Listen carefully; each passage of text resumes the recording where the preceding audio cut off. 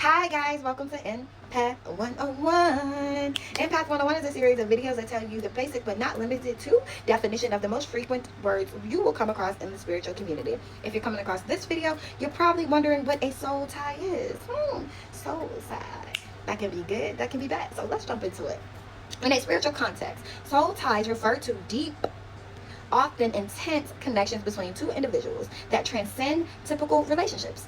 These connections can be positive, fostering growth and understanding, or negative, leading to unhealthy attachments and emotional entanglements. The concept suggests that part of one soul or essence becomes linked with another, impacting various aspects of their life, including beliefs, emotions, and even physical sensations. Here's more detail of it. Soul ties are not simply emotional bonds, but rather a spiritual and energetic intertwining of souls. This connection can manifest in various ways, including karmic. Okay, so we know that any type of tie that you have with somebody, and a lot of times these soul ties are cultivated through sexual encounters, that you inherit whatever spirit or energy that they have as well. So if you are somebody, you might be somebody with of a light spirit, light being, light worker, empathic, have gifted, and you intertwine with somebody that's not got a clean spirit, you can inherit their karma, you can inherit their luck, you inherit everything that comes from them. And a lot of times you won't really know, especially if they're wearing a mask, until things start going back downhill. You know that when you start dating somebody and everything's good for you, and then all of a sudden you just start having a trail of bad misfortune. I don't like to say bad luck, good luck. It's either you blessed or you're not.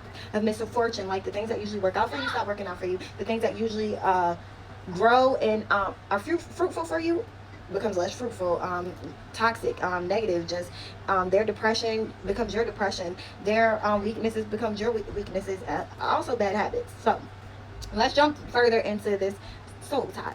Deep emotional connection, feeling a profound sense of empathy, shared emotions, and a strong desire to be close to the other person. These are also things that let you know that you have a soul tie with someone. These are just hints, or kind of how you can evaluate your relationship or feelings with somebody, so that you can recognize when a soul tie was made. And a lot of times, like I said, sexual encounters, and yes, everybody that you've been sexual with, you have a tie to. All right, shared dreams and intuition, experiencing vivid dreams with the other person, or feeling a strong intuitive sense of their presence or actions. And if you are gifted, that can compromise your gifts, period. All right, lingering influences, feeling influenced by their thoughts, feelings, and even their physical presence long after the relationship has ended. This is apparent to you when it comes to still being with them or not, whether it is good or bad, negative or positive. It works both sides of the fence. Okay, difficulties moving on, struggling to detach emotionally and move forward even when the relationship is unhealthy or harmful. Sense of somebody being familiar to you, feeling like you've known the person for a lifetime or even upon first meeting. And it could be a negative or positive. Just because you felt like you've known somebody forever does not mean that that is a good tie. It doesn't. The effects of that tie, the energy it brings, the traits, whether they're toxic or healthy, all of that is what matters. Not the fact that you have a tie to somebody. What does that tie bring with it? Is it bringing me luck and favor, or is it bringing me mishap and misfortune? Is it making good habits that I'm growing, or is it keeping me stuck and stagnated? You got to reevaluate. You got to evaluate that. Spiritual basis, the spiritual base concept of a soul tie is rooted in various spiritual and religious traditions. While not always explicitly mentioned, the Bible refers to the concept of soul being knitted together or becoming one flesh. Sorry, I had to pause. I had a lot of distractions, but we're gonna keep pushing.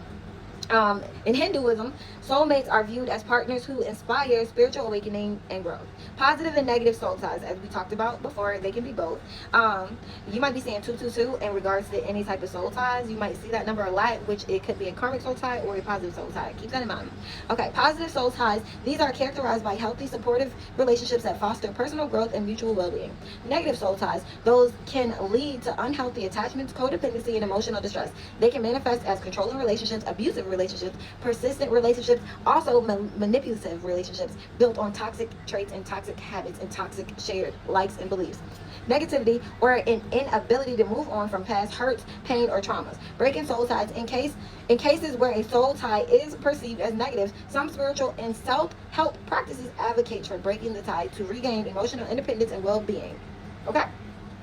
So soul ties can be positive or negative. Soul ties are typically more than just that physical relationship. It's a lot deeper than that. Sometimes soul ties come back to you because you have to learn how to break that toxic pattern, cycle, beliefs, or that type of person, or that type of place, or those type of habits. So let's continue to learn together so we can grow together. And as I always say, remember to pray. Bye guys. Don't forget 222 number for soul ties.